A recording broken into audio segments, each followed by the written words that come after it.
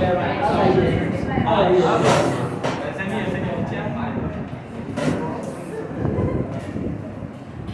Students. बेटा आज हम जो टॉपिक स्टार्ट करेंगे ना गैल्वेनोमीटर, इस चैप्टर के अंदर ना मेरे अकॉर्डिंग तीन टॉपिक्स हैं जो बोर्ड के पॉइंट ऑफ व्यू से इंपॉर्टेंट है, जिनमें नंबर 1 पे जो टॉपिक है, इधर सामने नंबर 1 पे जो टॉपिक है वो एम्पियर सेकंड लॉ है, सबसे इंपॉर्टेंट। फिर दूसरे नंबर पे चार्ज मास रेशियो वाला आ जाता है, जो भी मैंने नहीं करवाया है, और उसके बाद ये गैल्वेनोमीटर वाला आ जाता है। पास्ट पेपर में अगर आप आगे देखो ना, पास्ट पेपर में तो पास्ट पेपर में हर एक साल छोड़ के एक साल, हर एक साल छोड़ के एक साल ये तीन टॉपिक्स आए, charge mass ratio, ampere second law and ये वाला गैल्वेनोमीटर वाला टॉपिक। अब आज मैं गैल्वेनोमीटर का टॉपिक स्टार्ट करवा रहा हूँ और मोस्ट प्रोबेबली कोशिश करूँगा आज खत्म हो जाए, अदरवाइज कल खत्म हो जाएगा। ये टॉपिक लेंथी क्वेश्चन है और सेक्शन सी में आने वाला क्वेश्चन है ये। गैल्वेनोमीटर का सवाल अच्छा आता कैसे, बिल्कुल फ्रेश टॉपिक है। मैं देख रहा हूँ कुछ फेसेस न्यू बैठे हुए और कुछ फेसेस जो है न्यू नहीं है, पुराने बैठे हुए, लेकिन वो लास्ट क्लास में मौजूद नहीं थे। तो जितने भी जो भी बच्चे न्यू बैठे हुए फर्स्ट क्लास दे रहे हैं उनको ये टॉपिक समझ में आएगा प्रॉपर। पहले समझ लो मैं क्या कुछ लिखवाऊंगा, फिर मैं लिखवाना शुरू करूँगा। देखो गैल्वेनोमीटर होता क्या है, फोकस मुझ पे। अगर आपसे कोई कहे कि गैल्वेनोमीटर होता क्या है या गैल्वेनोमीटर का क्या मामला होता है, तो देखिए galvanometer is simply a device which is used to detect और measure current and it can also detect and measure small amount of current. आप कहेंगे सर ये जो इंग्लिश में आपने बोला सर इसको उर्दू में समझा देंगे क्या मामला है। तो देखो गैल्वेनोमीटर बुनियादी तौर पे, इधर फोकस इधर करो बेटा, गैल्वेनोमीटर बुनियादी तौर पे एक ऐसी डिवाइस होती है जिसके जरिए हम करंट मेजर करते हैं। मामला क्या हुआ था कि अब मिसाल ले लीजिए कि आपने करंट मेजर करना है और वो करंट मेजर करना है सॉकेट के अंदर। ये सॉकेट है, सॉकेट में आपने देखना है कि करंट आ रहा है नहीं आ रहा है। तो एक तो वो वाला होता है टेस्टर, टेस्टर डालो उंगली कर रखो, लाइट ऑरेंज वाली जल गई। मैं मतलब वो बात कर रहा हूँ, नॉर्मल रूटीन की बात कर रहा हूँ जो हम सबने एक्सपीरियंस किया हुआ है या करते हुए देखा होगा घर में भाई पापा किसी ना किसी को इलेक्ट्रिशियन को, कि अगर उसमें ऑरेंज लाइट जल रही है तो भैया करंट आ रहा है, और अगर ऑरेंज लाइट नहीं जल रही है तो करंट नहीं आ रहा। और ज़्यादा शौक है उंगली करके देख लो, झटका लगा तो करंट आ रहा है, नहीं लगा तो करंट नहीं आ रहा है। You have so many options. ऐसे ही है ना। अच्छा मैं भी करता हूँ, मेरे पास एक ऑप्शन है, मेरा जो चार्जर था, अब तो दूसरा चार्जर मोबाइल में, पहले एक मोबाइल चार्जर था मेरे पास, उसमें लाइट होती थी, तो मैं क्या करता था सॉकेट सही है या नहीं है वो चार्जर लगा के देखता था। अगर लाइट जल जाती थी तो मैं समझता था वो सॉकेट सही है, क्योंकि घरों में ही मसले रहते हैं। कोई घर के कुछ कमरों में कुछ सॉकेट काम कर रहे होते हैं, कुछ सॉकेट काम अक्सर होता है, मेहमान आते हैं तो भैया यहाँ चार्ज में मतलब और ये काम नहीं करता, वो वाला लगा लो वहाँ पे चार्ज करेंगे। उसमें ले देखिए एक सॉकेट होता है किचन में, वो काम करने वाला होता है, जाके फाइनली कोई मोबाइल चार्ज में लगता है। तो सारे आप कहेंगे हमारे घर की बात इनको क्या पता, असल में जो तुम्हारे घर का हाल वही मेरे घर का हाल, हालात सबके एक जैसे होते हैं, ठीक है ना। तो अब सुनो भाई, तो आपके पास सो मैनी ऑप्शंस थे कि लार्ज अमाउंट ऑफ करंट को डिटेक्ट करें, लेकिन बहुत से करंट ऐसे होते हैं जो स्मॉल अमाउंट ऑफ करंट होते हैं। लाइक मिसाल ले लीजिए कि सेल्स की बात कर लेते हैं। अब सेल है, अब उस सेल को आप टॉफी बना के चूसना शुरू कर दो तो भी करंट नहीं फील होने वाला ना, आपको करंट का झटका। मोबाइल है, कभी की जिंदगी किसको मोबाइल में करंट लगाओ कि यार मोबाइल में चिपक गया था, मैं बड़ा जोर से करंट लगा, कभी हुआ है ऐसा? वो नहीं हो सकता ना। लेकिन मुझे इधर देखो, लेकिन मुझे एक बात बताओ, क्या ऐसा होता है कि मोबाइल में करंट आता ही नहीं यार, करंट होता है जब तो मोबाइल चलता है, चार्ज खत्म होता है, चार्ज करते हैं तो इसका मतलब मोबाइल में करंट है, लेकिन वो इतना स्मॉल अमाउंट ऑफ करंट है जो हम नॉर्मली तौर पर डिटेक्ट और मेजर नहीं कर सकते। तो अगर आपकी ज़िंदगी में कोई आए और आपकी तरफ देख के आप उससे कहें कि बताओ गैल्वेनोमीटर क्या होता है, तो आप उसको कहेंगे डारा नहीं हो जाए, ठीक है। आप उसको कहेंगे सिंपल। अब बात करो, आप उसको कहोगे भाई देखो galvanometer is a device which is used to detect or measure current, even it can also detect and measure small amount of current। अब ये होता कैसा है, आजकल के दौर में ना गैल्वेनोमीटर कम यूज होता है, मतलब यूज होता है इनफैक्ट आजकल मल्टीमीटर यूज होते हैं। आप कभी जाएंगे ना शॉप पे मोबाइल वगैरह बनवाने के लिए, तो उनको देखना ऐसे करके उसके पास एक मीटर होगा जिसमें एक रेड वायर, रेड पेन और एक ब्लैक पेन होगी। फिर वो आपको मोबाइल खोलने के बाद जो है ना ऐसे करके एक इधर फिर इधर और फिर मावा इतना करके और बैटरी शॉर्ट है, ठीक है ना, इस तरह से बोलेगा ना, हाँ जानी बैटरी शॉर्ट है, ऐसे करेगा। अक्सर मेजर ऐसा होता है, आपने देखा होगा। वो जो इधर वो जो यूज करते हैं ना वो मल्टीमीटर होता है। Multimeter actually modified form of galvanometer. शुरू में जो बना था वो गैल्वेनोमीटर बना था। गैल्वेनोमीटर क्या होता है, आप ना अपने लैब में देखिएगा, साइंस लैब में जब आप जाएंगे अपने जो भी कॉलेज की लैब है, तो वहाँ पे देखिएगा आपको मुख्तलिफ किस्म के ना बॉक्स नजर आएंगे प्लास्टिक के, कुछ वाइट कलर के, उसमें ऐसे करके पॉइंटर लगे होंगे, कुछ के बीच में ए लिखा हुआ होगा, कुछ के बीच में बी लिखा हुआ होगा और कुछ के बीच में जी लिखा हुआ होता है। ये होते हैं, जी वाला गैल्वेनोमीटर होता है, ए वाला एमीटर होता है, बी वाला वोल्टमीटर होता है। तो बुनियादी तौर पे एमीटर वोल्टमीटर है ना गैल्वेनोमीटर की औलादों में से है। तो ये बच्चे एमीटर और वोल्टमीटर बुनियादी तौर पे जो अम्मा है वो कौन है, गैल्वेनोमीटर है। तो गैल्वेनोमीटर की ये तो मैंने बात कर ली कि गैल्वेनोमीटर होता क्या है। अब देखते रहो कि मैं बहुत तेजी के साथ टॉपिक पूरा समझा दूंगा, फिर आप चाहें तो इसको बुक से याद करें, चाहे तो मेरी वर्डिंग याद करें, जो मैं लिखवाऊंगा ऑब्वियसली बात मैं जो लिखवाऊंगा वो ज़्यादा आसान होता है, तो मैं लिखवाऊंगा उसको प्रॉपर में। पहले समझते रहिए। सबसे पहले व्हाट इज गैल्वेनोमीटर? तो galvanometer is a device which is used to detect और measure small amount of current. अब प्रिंसिपल देखो, प्रिंसिपल कहते हैं कानून को। गैल्वेनोमीटर किस कानून के ऊपर क्या करता है, वर्क आउट करता है, काम करता है। बॉयज एंड गर्ल्स इधर देखिए, गैल्वेनोमीटर बुनियादी तौर पे दुनिया का कानून है, यानी एक ऐसा कानून जिस कानून के ऊपर बिजली बनी हुई है, जिस कानून के ऊपर ये पक्का बना हुआ है, जिस कानून के ऊपर मोटर बनी हुई है, ये सारी चीजें उसी कानून के ऊपर चलती है। ये मैं आपको पहले भी बता चुका हूँ कि एक कानून है इलेक्ट्रोमैग्नेटिक इंडक्शन भी आप कह सकते हो उसको, कि जब भी किसी मैग्नेटिक फील्ड में किसी कॉइल में से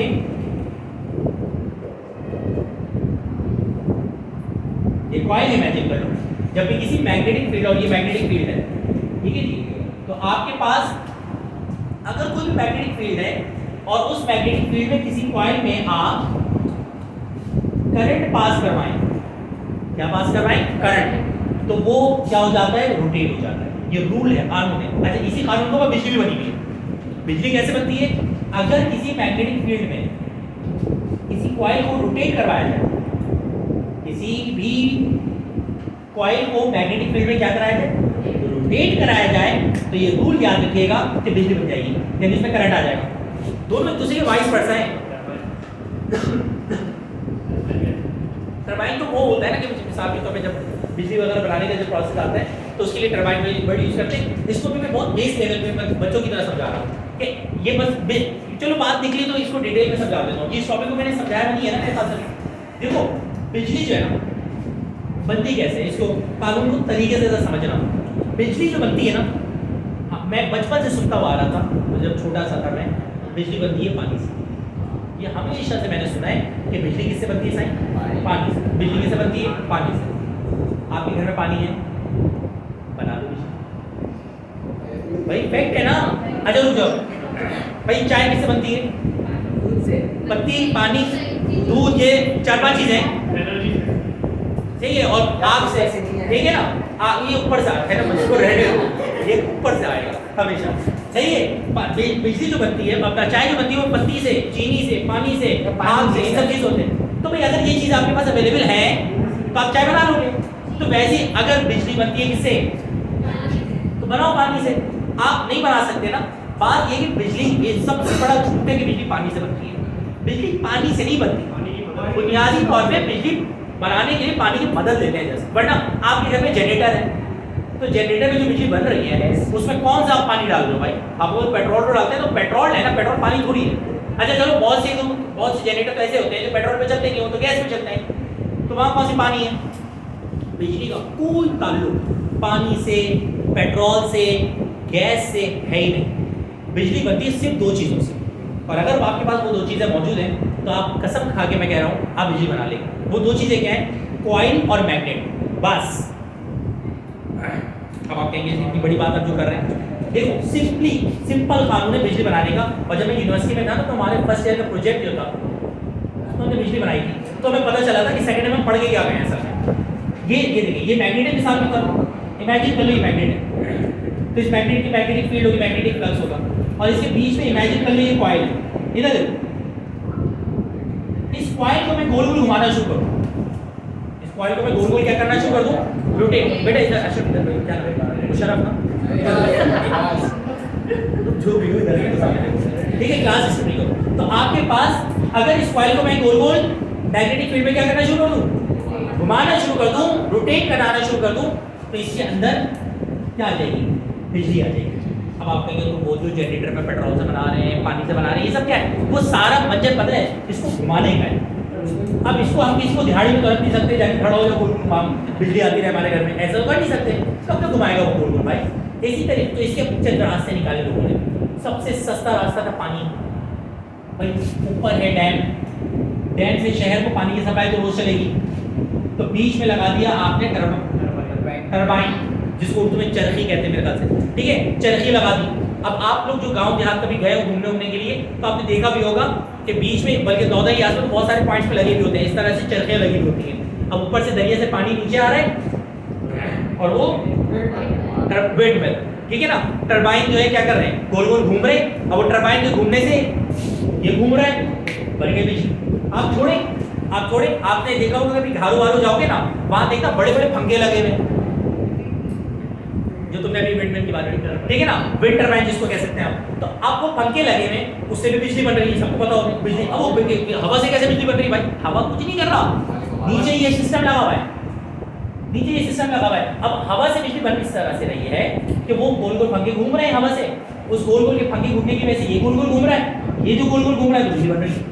मैं बहुत बच्चों के अंदाज में समझा रहा हूँ, आसान वर्डिंग में बच्चों की तरह, कि सिंपली मैग्नेटिक फील्ड के बीच में अगर कॉइल को रोटेट करा दोगे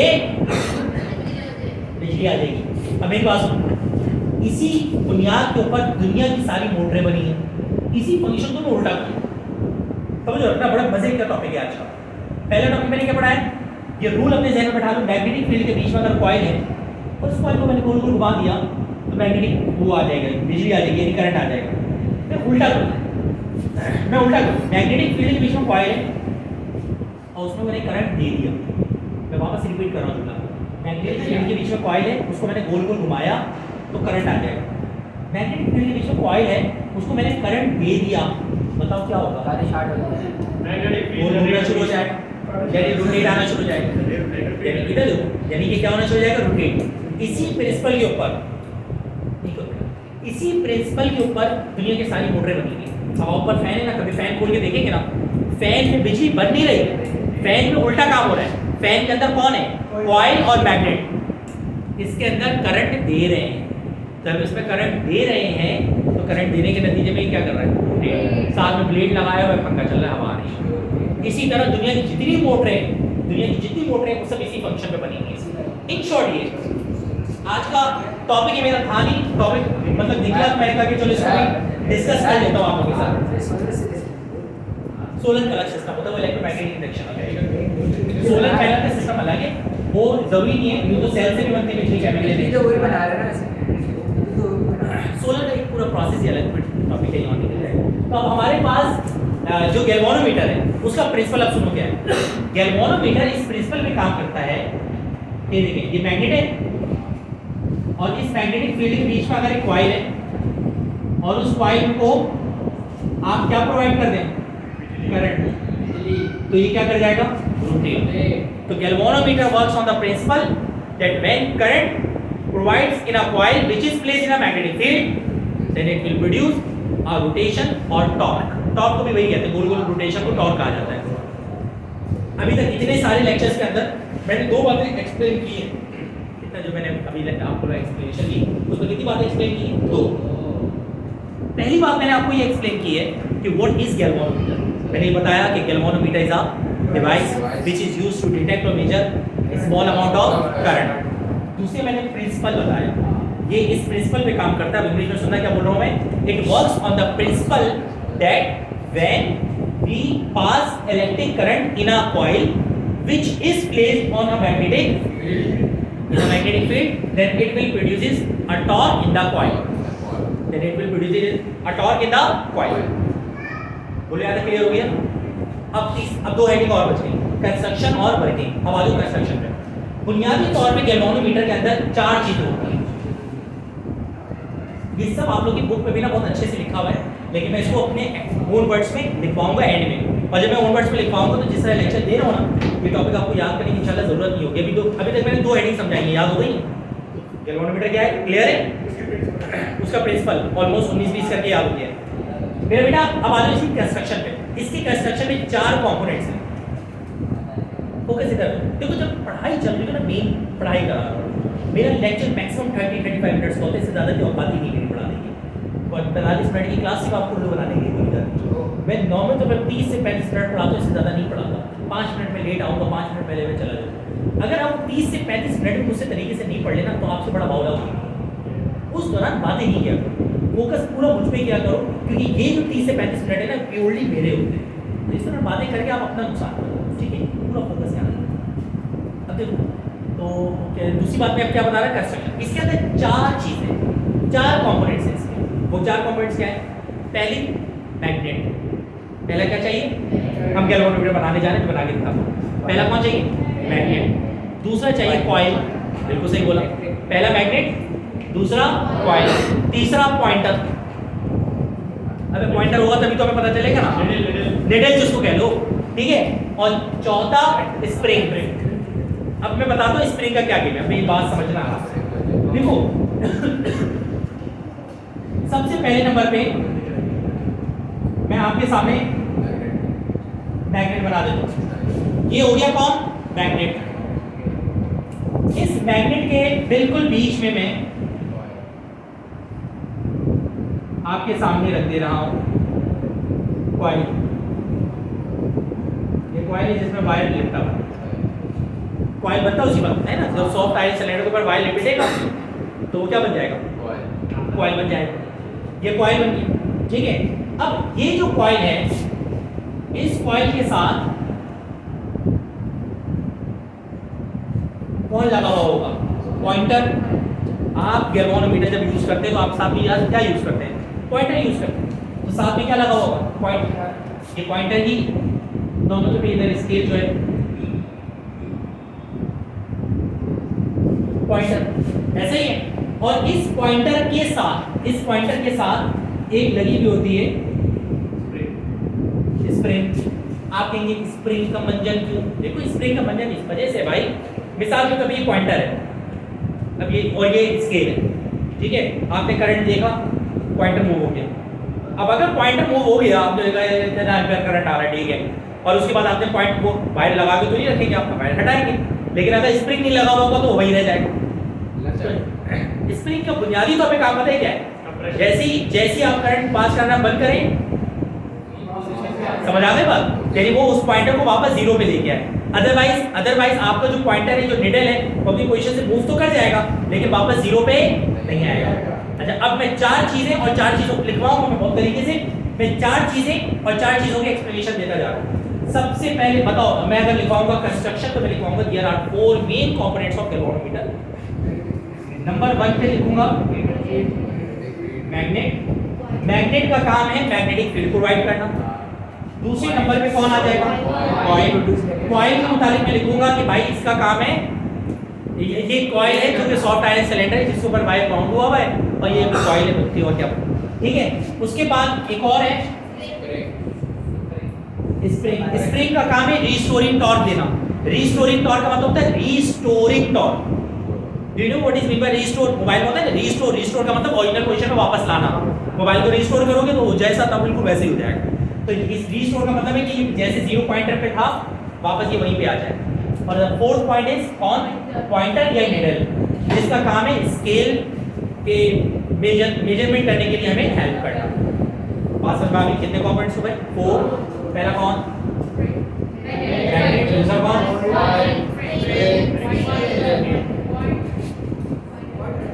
पॉइंटर। स्केल में से नहीं दे रहा,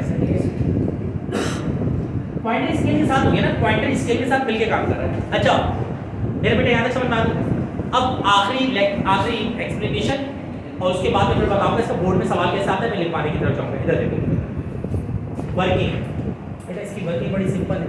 मुझे एक बात बताओ, अभी इतने देर पहले मैंने तो बिजली पता नहीं कहाँ चला गया था। उन सब बातों के दरमियान एक चीज़ तो हम सीख गए, और वो एक चीज़ हम ये सीखे कि भाई जब भी हम ना किसी कॉइल में करंट पास कराएंगे ना, और वो कॉइल मैग्नेटिक फील्ड में रखा हुआ, जब भी किसी कॉइल में करंट पास कराएंगे और वो कॉइल कहाँ रखा हुआ हो, तो भाई उसके अंदर क्या आ जाएगी? डिफ्लेक्शन। अब इमेजिन करो मुझे करंट मेजर करना है। अब मुझे करंट मेजर करना है, तो मैं अगर करंट मेजर करना चाहता हूँ मेरा दिमाग खराब हो गया, यार ये सर्किट करंट आ रहा है नहीं आ रहा है, चेक करना है। अब उसमें करंट नहीं आ रहा है, मैंने उसमें पॉइंटर लगाए, मतलब जो वायर के 2 पॉइंट्स हैं वो लगाए। अगर वायर के 2 पॉइंट्स लगाए और करंट नहीं आ रहा था तो यहाँ पे करंट पहुँचा नहीं। जब यहाँ पे करंट पहुँचा नहीं तो ये डिफ्लेक्ट भी होगा नहीं। जब ये डिफ्लेक्ट होगा नहीं तो हम कहेंगे भैया करंट तो नहीं आ रहा। पहला पॉइंट समझ आ गया। अच्छा, अब उसमें करंट पास हो रहा था, मैंने 2 वायर लगाए तो यहाँ करंट अब पहुँच गया। जब यहाँ पे करंट पहुँच गया तो जैसे ही करंट पहुँचेगा तो कॉइल क्या करेगा? घूमेगा। जब कॉइल घूमेगा तो साथ में पॉइंटर भी घूमेगा। जब पॉइंटर घूमेगा हम देखेंगे पॉइंटर घूम गया, इसका मतलब करंट आ गया। अच्छा 1 मिनट, अभी पिक्चर खत्म नहीं हुई है। अगर सपोज करो करंट ज्यादा आ रहा है, अगर सपोज करो करंट तो पॉइंटर भी ज्यादा घूमेगा, हम समझ जाएंगे करंट ज्यादा आ रहा है। और अगर करंट कम आ रहा है तो पॉइंटर भी कम घूमेगा और हम समझ जाएंगे कि करंट भी कम आ रहा है। बोले समझ में आ रही है बातें? अच्छा अब मेरी बात बोर्ड के पेपर बोर्ड के अबे सुनो मेरी, बोर्ड के पेपर में ये सवाल कैसे आता है? बोर्ड के पेपर में ये सवाल पिछले 40 सालों में ना, जब से मैं मतलब पढ़ा नहीं रहा, जब से मैं चीज़ों को गो थ्रू कर रहा हूँ, देख रहा हूँ, पास्ट पेपर्स वगैरह को, तो 40 सालों के पेपर में ना ये सवाल इस तरह आए। पेपर में सवाल कैसा था लिखवाऊंगा मैं। वो कहते हैं what is galvanometer and prove give its construction and working is and prove that current passing through galvanometer is directly proportional to the deflection produced in the coil. यानी आप ये प्रूव कर दें कि जो करंट है वो डिफ्लेक्शन की क्या है? डायरेक्ट। यहाँ तक क्लियर है? अब इसका प्रूफ भी मैं नहीं हो पाएगा, पहले लिखवा देता हूँ। इसका प्रूफ जो है मैं करवा देता, लेकिन जो है पहले मैं लिखवा रहा हूँ। पहले बताओ सारी बातें समझ में आ गई? बेटा क्वेश्चन लिखो सर, सबसे पहले लिखो what is galvanometer. What is galvanometer? What is galvanometer? What is galvanometer? Give its construction and working. What is galvanometer? Give its construction and working. What is galvanometer? What is galvanometer? Give its construction and working. What is galvanometer? Give its construction and working. Full stop डाल के लिखो। Prove that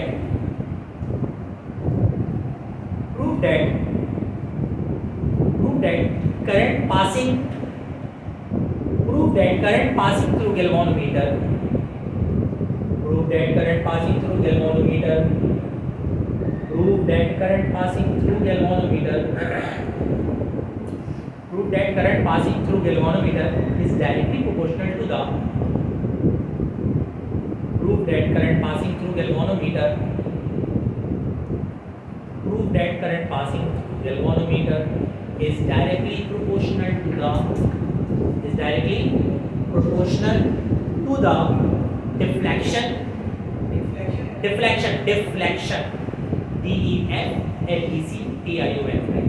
deflection produced in the coil। और bracket में लिख लो और proof I is equal to theta। और करके ये लिखो, और प्रूफ करके लिख लो I is equal to theta।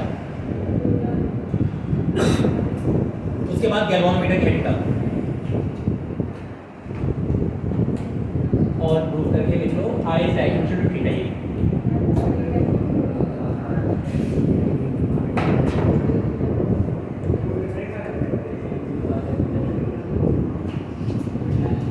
Galvanometer की हेडिंग डालो।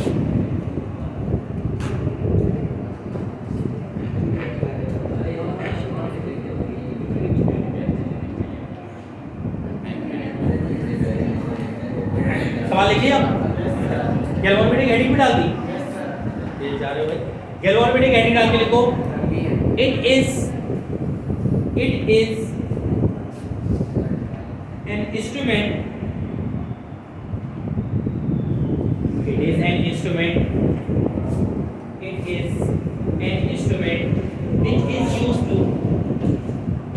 an instrument which is used to it is an instrument which is and measure. It is an instrument which is used to detect and measure. It is an instrument which is used to detect and measure. Which is used to detect and measure a small amount of current.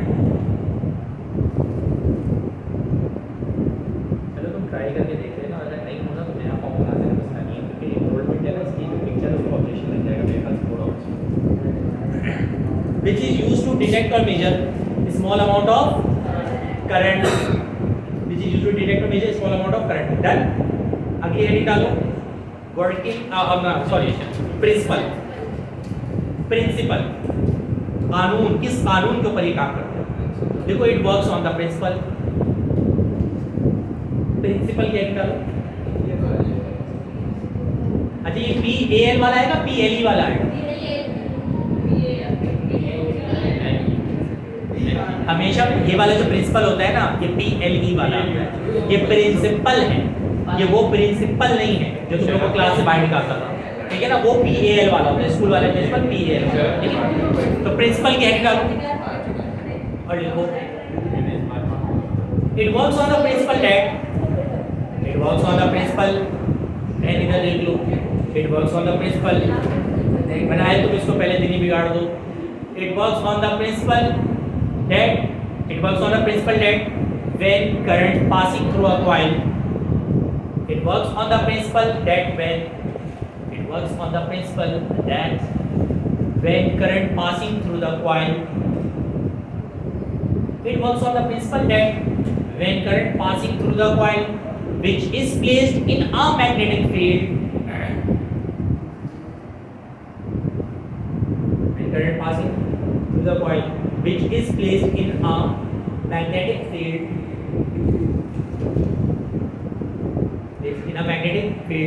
then it will produce torque in the coil. Then it will produce torque in the coil. Then it will produce torque in the coil. It works on the principle that when current passing through the coil which is placed in a magnetic field, then it will produce torque. Rotation बोल सकते हैं, या rotation in the coil. Done हो गया boss? अब किसकी heading लिखी? Construction. Construction देखो देयर आर टाइम होगा मैं चला जाऊँ। देखो कंस्ट्रक्शन देखो there are 4 main components of galvanometer. ये लॉन्ग में आता है, सेक्शन सी में आता है। There are 4 main there are 4 main components of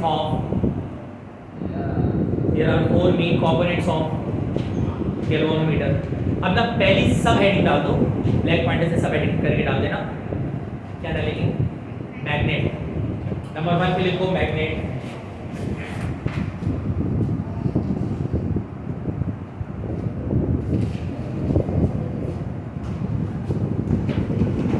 magnet लिखिए, मैग्नेट में लिखो इसके अंदर मतलब मैग्नेट के अंदर लिखा जाएगा अब परमानेंट और इलेक्ट्रोमैग्नेट।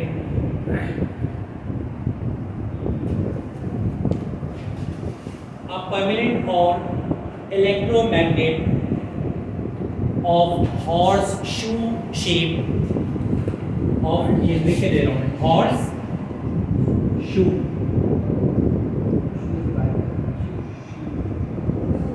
हॉर्स शू शेप मतलब ये जो मैग्नेट होता है ना वो इस तरह का होता है, गोल हॉर्स शू लाइन ऐसे कर हॉर्स शू शेप। मैंने इंजन बना तो दिए सही करना पड़ेगा।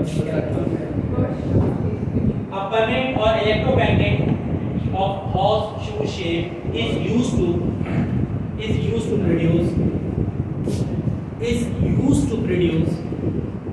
produce a strong magnetic field. Is used to produce a strong magnetic field around the coil. Magnetic field around the coil. That was समझ में आ गया ये? अगली हेडिंग कौन सी आएगी? Coil.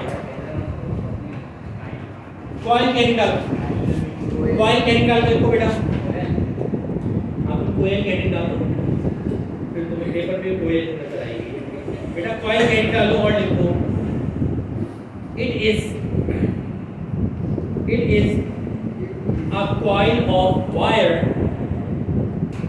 it is a coil of wire, WIRE, it is a coil of wire which is wound, wound मतलब होता है लपेटा हुआ है, WOUND वाला, which is wound, WOUND, it is a coil of wire which is wound on the soft iron cylinder, which is wound on the soft iron cylinder,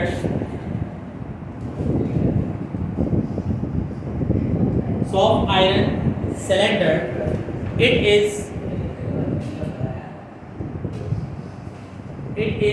placed between the magnetic poles, ये magnetic poles के बिल्कुल बीच में place हुआ होता है, it is placed between the magnetic poles, it is placed poles, POLES वाला, it is placed between the magnetic poles in such a way that, in such a way, इस तरह के, in such a way that it can rotate freely,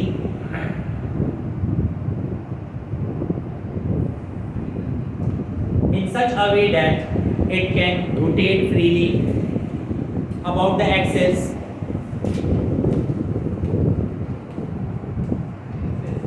about the axis without touching the magnet, magnet को touch के बगैर वो rotate कर सके, इस तरह बीच में लगा हुआ होता है, विदाउट टचिंग इट लिख दो या without touching the magnet, without touching the magnet. कितने हो गए? 2 हो गए। अब किसकी बारी? स्प्रिंग, हाँ स्प्रिंग लिखो, स्प्रिंग, स्प्रिंग। अच्छा स्प्रिंग का क्या काम है? इसको रिस्टोरिंग टॉर्क देना ताकि वो फ्लैट कॉइल में पोजीशन कर सके। देखो it is used to produce restoring torque, restoring torque का मतलब वापस लाने वाला torque. It is used to produce restoring torque, it is used to produce restoring torque in the coil, it is used to produce restoring torque in the coil, coil को rotate वापस करके, वापस rotate करने के लिए, वापस coil में position पर आने के लिए होता है। कौन बचा? डाल दो heading, pointer.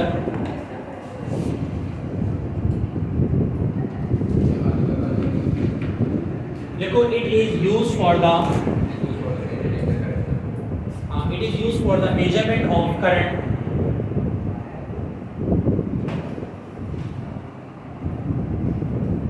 it is used to measure the current, it is used for the measurement of current, it is used for the measurement of current। अपने ना और वर्ड्स में चीज़ों को याद करनी आदत रखो। it is used for the measurement of current with the help of a scale,